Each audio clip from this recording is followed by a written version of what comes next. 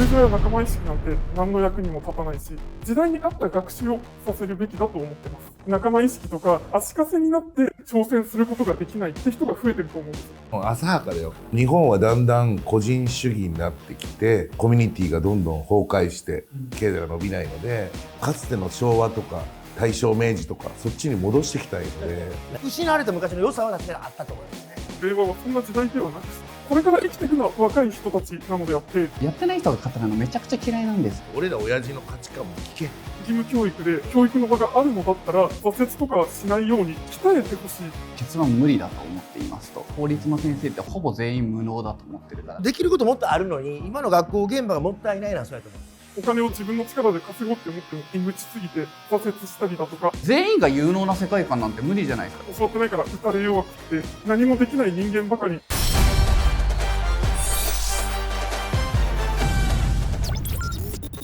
皆さんこんにちは、山口です。手前に座っていらっしゃるのが今回のスピーカー、現在28歳の男性、会社経営をされていらっしゃいます篠宮龍之介さん、よろしくお願いします。篠宮龍之介です。よろしくお願いします。はい。そしてお隣に座っているのがコーディベーター、33歳の男性、同じく会社経営をされているということですね。鷲見智樹さんです。よろしくお願いします。鷲見智樹です。よろしくお願いします。学校で教わらないといけないのは今や人間関係や仲間意識ではない。若いうちから社会の厳しさを教え、時代の生き抜き方を学ばせるべきという提起になります。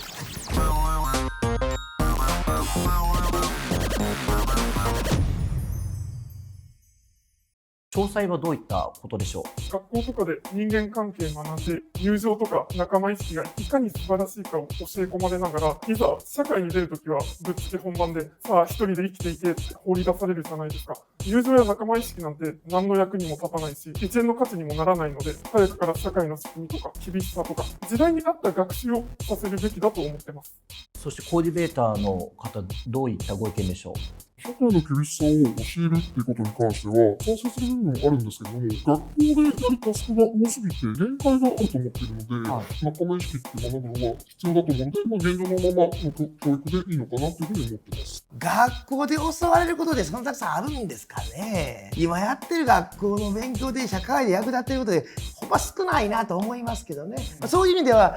スピーカーがおっしゃってるように、それやっぱり現実社会でもっと役立つことをというのは、お気持ちはごもっともかな。ただそれを教わるって発想じゃなくて、それは自分で学び取っていくようなものかなと私なんか思いますけどね。なるほど、はい、逆ですね。仲間意識とかをもっと教えたい。学校で、はい、日本はだんだん個人主義になってきて、コミュニティがどんどん崩壊して、こう利己的っていうかね、椅子取り争いするような感じになってから経済が伸びないので、かつての昭和とか大正明治とかそっちに戻していきたいのでみんなで助け合って肩組み合ってもう一回その時代に戻したいから、もう授業はどうでもいいから、なるほど、なんか友達のために涙を流すみたいな、そういう教育に戻した方がいいと思う。はい。僕は人間関係や仲間意識を学校で教育を受けた記憶がなくて、そのコミュニティに入って自分たちで勝手に学んでいくものだと思ってるんで、この定義の意図がそもそもよくわからんっていう。道徳の授業とかでなんか触りを教わった記憶はなくはないですけど、学校で仲間意識とはこうだとか、なんかそういう授業って受けたこと。僕らの世代は同じクラスメートが何か失敗したり宿題忘れたりすると連帯責任でバケツに重い水持ってみんなで立ったり、男性だったら上着脱いで裸で罰ゲームで一周させられたりして楽しかったよ。連帯責任も楽しかった。楽しかったよ。私も体育会系だったんで、柔道部だったんですけど、柔道部の誰かが失敗すると、私キャプテンやったんですけど、私は殴られてまして、もう時代ですよね。だから連帯意識というか。で、殴られたらありがとうございますみたいな。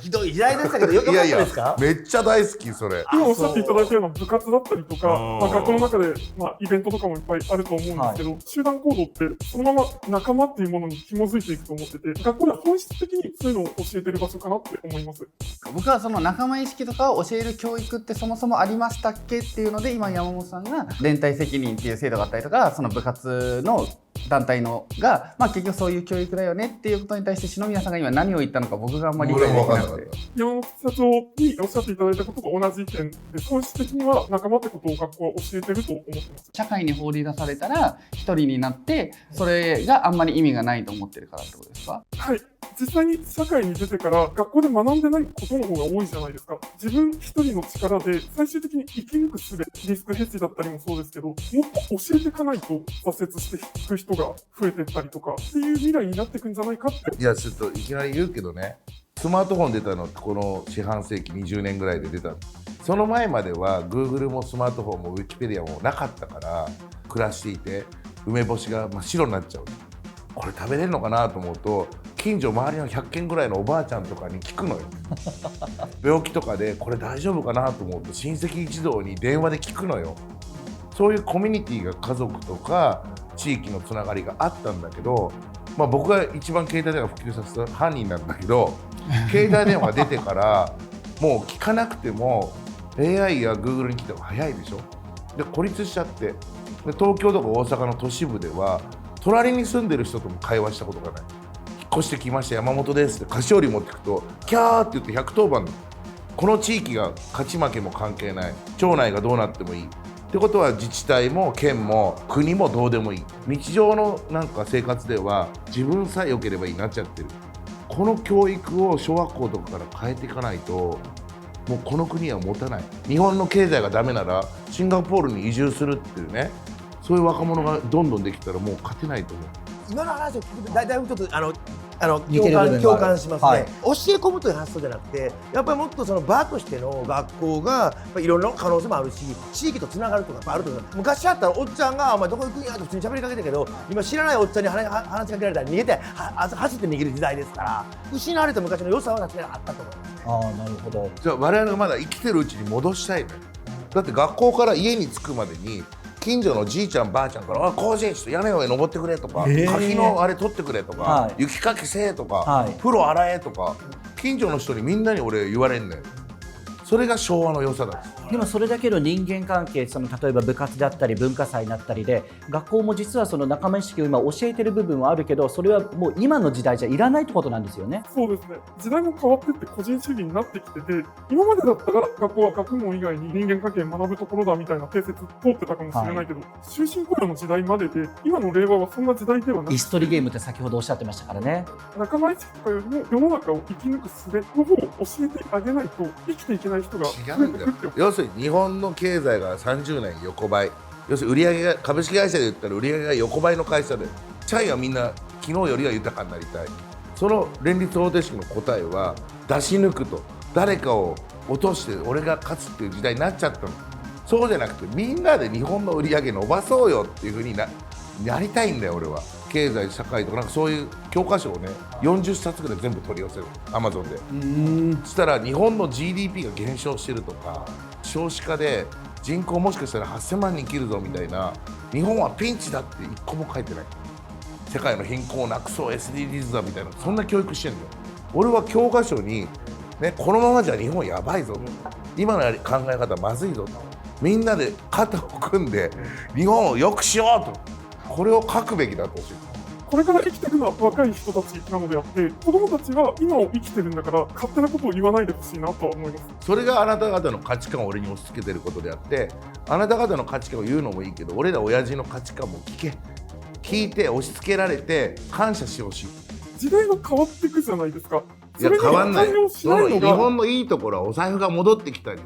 ね、おばあちゃんが渡れなかったら信号の時おんぶしてあげたり、それじゃないかよ。具体的な社会の厳しさを教える、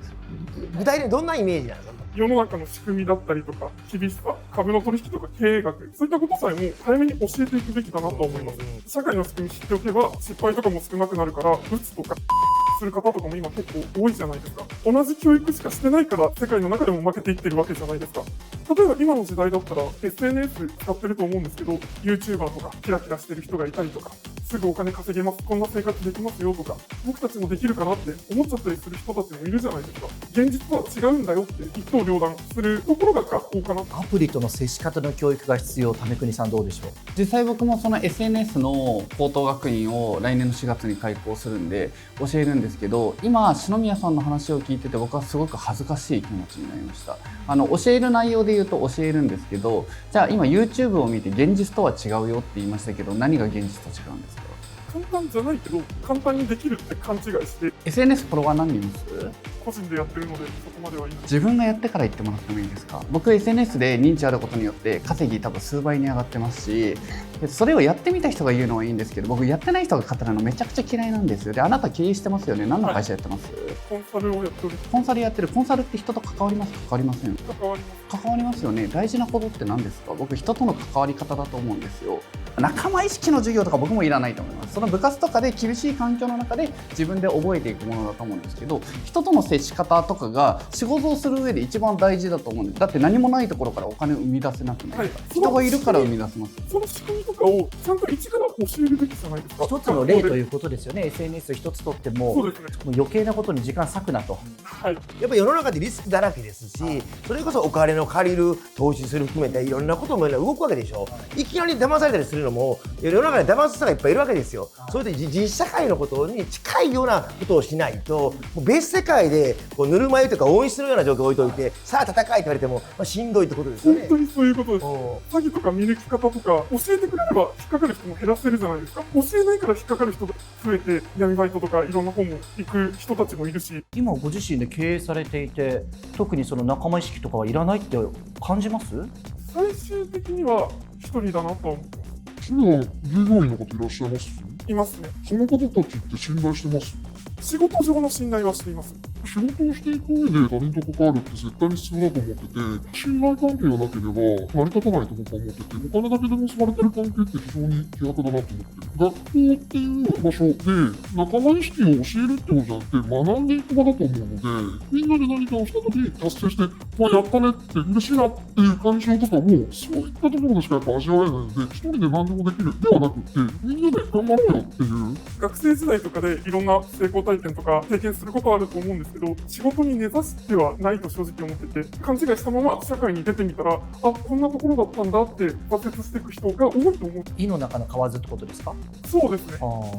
学校にいる大人たちがすごく偏っていて、ある意味そんな大きな失敗もせずに学校の先生になられて、その同じようなタイプの方々が同じようなことやってるから、実社会もっとバラバラなんで、もっとはみ出してきてる人もいるし、学校の先生のなんか質というかいろんなタイプがもっといた方がいいと思いますけどね。社長、文科省と学校の先生はよく頑張ってると思います。ただ読み書きそろばんとかそういう IQ とかね、そういうのを高めるのを頑張ってほしい。何が足りてないかって言ったら、専門家とか経営者とかこういう頑固親父とかと小学校中学生高校生とのタッチポイントが少なすぎるんですよ。文科省もリスク管理で僕らとか授業したらダメってなっちゃうんだけど、それが寺子屋みたいなモデルなのかオンラインなのかは別として、もしくは YouTube で発信することかもしれない。とにかく若者に向けてビジネスの専門家が SNS を教えたり FX 投資を教えたり、ね、もしくは営業を教えたり、もしくは根性論を教えたりというのを学校でというよりも学校のちょっと外側でもっともっと大量にやるべきだと思うんだね。為国もそういうのやろうとしていて、すごく応援したいなと思ってるんだけど、ビジネスやお金の稼ぎ方、社会の厳しさ、ね、こういうことを教えるのはみんな多分アグリーなんだよ。仲間意識とかをつけなくていいっていうのはちょっとよろしくないなと思ってる。むしろそこが今足りてないと思う。株を学んだりいろんな選択肢があることは子どもたちにとってプラスですよね。それいろいろ実社会はいろいろありますから、いろんな大人たちが子どもたちと接する機会がもっと増えたらいいんですよ。地域もそうだし、専門的な方もそうだし、そうすると子どもたちも自分に近いテーマだと目キラキラしながら話聞くと思いますけどね。それを教えるのとやってるんですか？オンラインで学費無料でガンガンやってるんですよ。はいはい、私も政治家立候補する前から弁護士の時代から地域の中学校とか高校行ってて、で離婚の授業とかやってました。いいそう離婚とか出産とかの話もしないと全く別世界じゃなくて、離婚になった時にどういうことが大事かとか、みんなが結婚で一生行くわけ違いますから、そういう意味でいろんなことを社会を学べると思っ